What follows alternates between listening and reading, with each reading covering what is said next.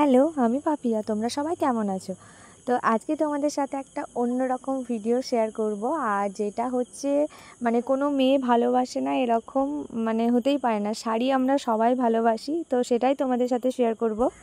আর তোমরা কে কে শাড়ি পরতে ভালোবাসো সেটা কিন্তু অবশ্যই আমাকে কমেন্ট করে জানাবে। জানো তো, আমি কিন্তু বিয়ের আগে ভীষণ শাড়ি পরতে ভালোবাসতাম, বাট কেন জানি না বিয়ের পরে না আমার একদম শাড়ি পরতে ইচ্ছে করে না সেইভাবে।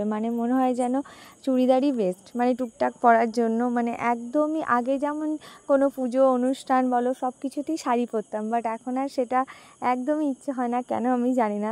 তবে এমন না যে আমি শাড়ি ভালোবাসি না, তো অবশ্যই শাড়ি ভালোবাসি। তো দেখো, আলমারি যেটা হচ্ছে মেয়েদের একটা স্বর্গ, সেখানে তার সমস্ত পছন্দের জিনিস সব কিছু আমরা রাখি।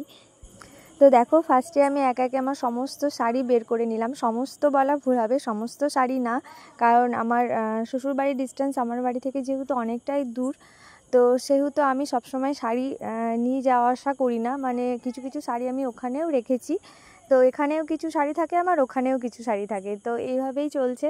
তো দেখো, আমার এখানে যে শাড়িগুলো আছে আমি কিন্তু সবগুলোই আজকে রোদে দেবো। আর ভাদ্র মাসে কারা কারা শাড়ি রোদে দাও সেটা কিন্তু অবশ্যই আমাকে কমেন্ট করে জানাবে।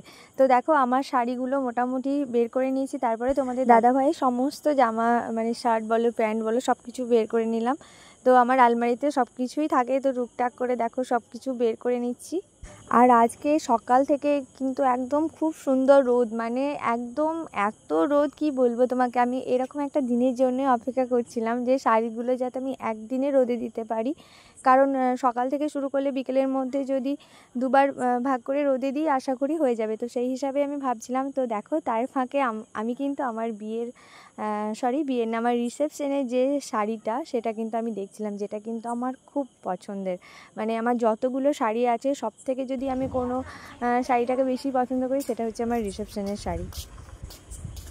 তো ওটা তো সেই একবারই বিয়ের রিসেপশনের দিন পরেছি, বাট আর কখনো পরা হয়নি সেইভাবে, যেহেতু ভালো দামি এত শাড়ি।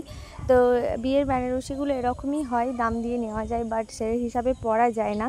তো দেখো, তারপরে আমি ছাদে চলে এসেছি, আর আকাশটা কি সুন্দর লাগছে। দেখো, ফার্স্টে ছাদে এসেছি, ফার্স্টে সব পেতে আমার বিয়ের বেনারসি বলো রিসেপশনের বলো ভাত কাপড়ের যেগুলো শাড়িগুলো আছে বেনারসি টাইপের শাড়িগুলো কিন্তু আমি ঝুলিয়ে দিইনি, কারণ এই শাড়িগুলো ঝুলালে না একটু শাড়ির মধ্যে কেমন দাগ দাগ হয়ে যায়, সেই জন্য আমি মেঝেতে এগুলো সব পেতে দিয়েছি।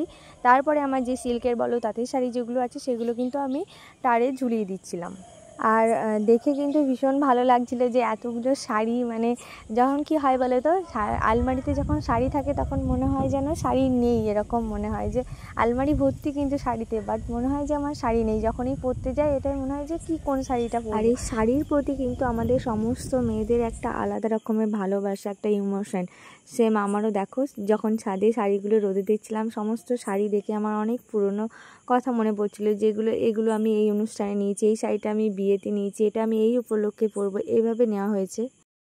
তো তারপরে আমি শাড়িগুলো মোটামুটি 1 ঘন্টা রোদে দেওয়ার পরে আমি আবার একটু উল্টে দিচ্ছিলাম, কারণ যেহেতু ধরো বছরে শাড়ি একবারই রোদে দেওয়া যায়, তো সেই হিসাবে আমি একটু ভালোভাবেই দিয়ে দিচ্ছিলাম, যাতে আবার যেহেতু সামনেবার দেবো তো সেই হিসাবে। আর এই শাড়িগুলো জানো শুধু জাস্ট একবার করে হয়তো পরেছি, কোনোটা হয়তো একবার, কোনোটা হয়তো দুবার, বাট তার বেশি কখনোই পরা হয়। বাট মেয়েরা এরকমই হয়, শাড়ি পরার থেকে আলমারিতে রেখেই মনে হয় বেশি খুশি হয়।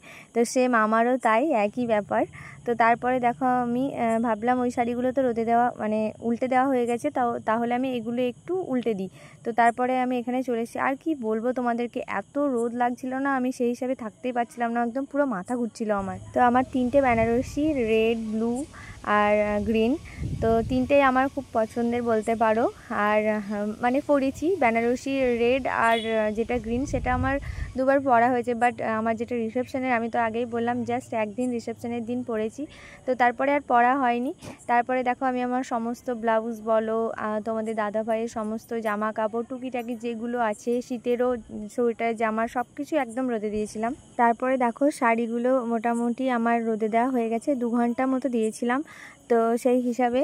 আর তাও আমার যেন মনে হচ্ছিলো রোদে, এত রোদ হয়তো শাড়িগুলো কালার খারাপ হয়ে যাবে, সেই হিসাবে 2 ঘন্টার বেশি আমি দিইনি, তো 2 ঘন্টা দিয়েছি। আর সত্যি শাড়িগুলো দেওয়ার পরে না আমার নিজেরই ভালো লাগছিল, কি বলবো। আর শাড়িগুলো যেন আলমারির ভিতরে থেকে কেমন যেন একটা ঠান্ডা ঠান্ডা এরকম ভাব হয়ে গেছিলো, কিন্তু রোদে দেওয়ার পরে শাড়িগুলো বেশ ঠিক আছে, যেহেতু পরা হয় না সেই হিসাবে, তো একটু মাঝে মাঝে রোদে দিয়ে রাখলে জিনিসটা ভালো থাকে, এটাই।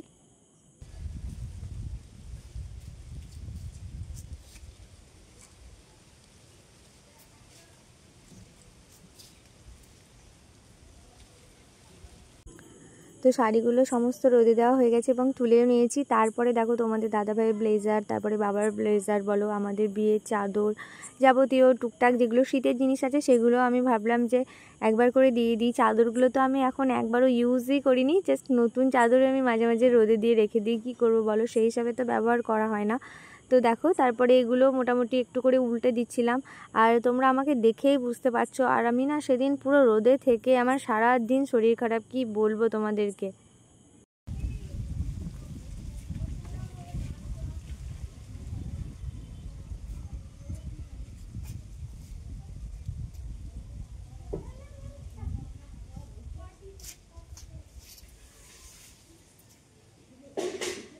তো আমি সমস্ত জামা কাপড়ই কিন্তু ওই 2 ঘন্টা 1 ঘন্টা এরকম মতো করে রোদে দিয়েছি, মানে যেটা যেটা যেমন মনে হয়েছে তো সেরকমভাবে। তারপরে দেখো এগুলো তুলে নিচ্ছি, কারণ এত তাপ তোমাদেরকে কি বলবো, ঠিক একভাবে রোদ, মানে বুঝতে পারছো ক্যামেরায় কতটা বোঝা যাচ্ছে আমি জানি না। আবারও বলবো আকাশটা কি সুন্দর লাগছে, তাই না? মানে কি বলবো, মানে সত্যি খুবই, ছবিতে খুবই ভালো আসে, আর ভিডিওতেও তাই।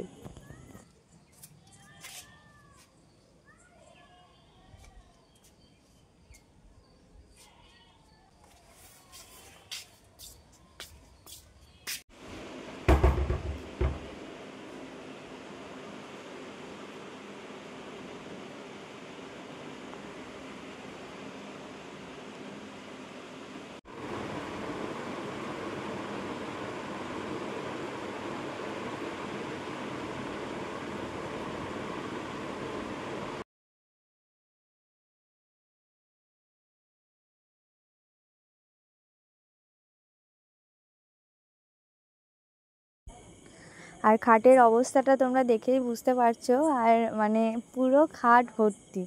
বাইরেও কিছু ছিল, মানে সব এক জায়গায় রাখলে আমি খুঁজে পাচ্ছিলাম না, সেজন্য বাইরেও কিছু আগে রেখেছিলাম, তারপরে ঘরে, মানে ঘরের খাটেও কিছু ছিল।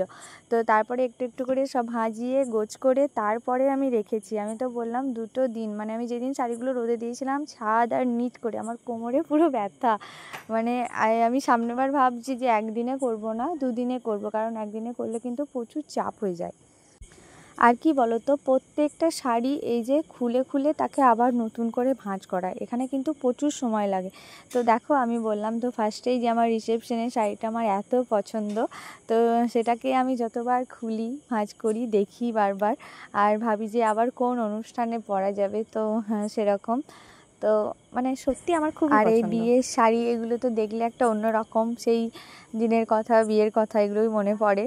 তো সেগুলোই দেখছিলাম আর কি, আর গোছাচ্ছিলাম সমস্ত কিছুই, বললাম তো বিয়ের যাবতীয় জিনিসপত্র বলো যেগুলো আমি রোদে দিয়েছি সব কিছুই একে একে।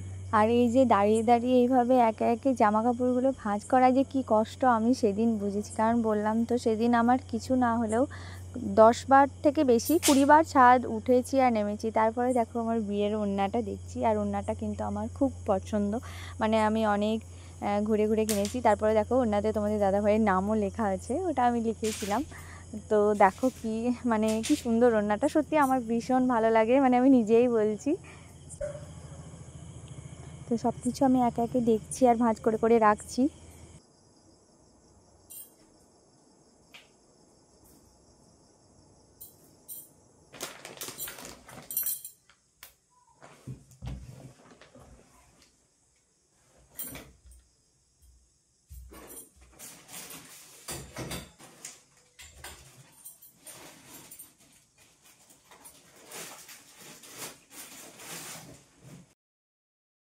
আর পুরো আলমারিতে বলতে গেলে আমারই শাড়িতে বেশি ভর্তি, শাড়ি জামা কাপড় সমস্ত যাবতীয় জিনিস আমারই বেশি। তোমাদের দাদাভাইয়ের জাস্ট একটা বক্সেই কিন্তু ওর সমস্ত জামা কাপড় এঁটে যায়। ওর যেহেতু ওর এখানে কিছু থাকে আর ওর সাথে কিছু থাকে, তো সেই হিসেবে। আর ছেলেদের জামা কাপড় মানে মেয়েদের মতো হয় না, যেহেতু একটু কম হয়, তো সেই হিসাবে ওর। আর আমার যেন মনে হয় আর একটা আলমারি দরকার হয়তো হবে, 2-4 বছর পর হতে পারে, তো জানি না কি হবে।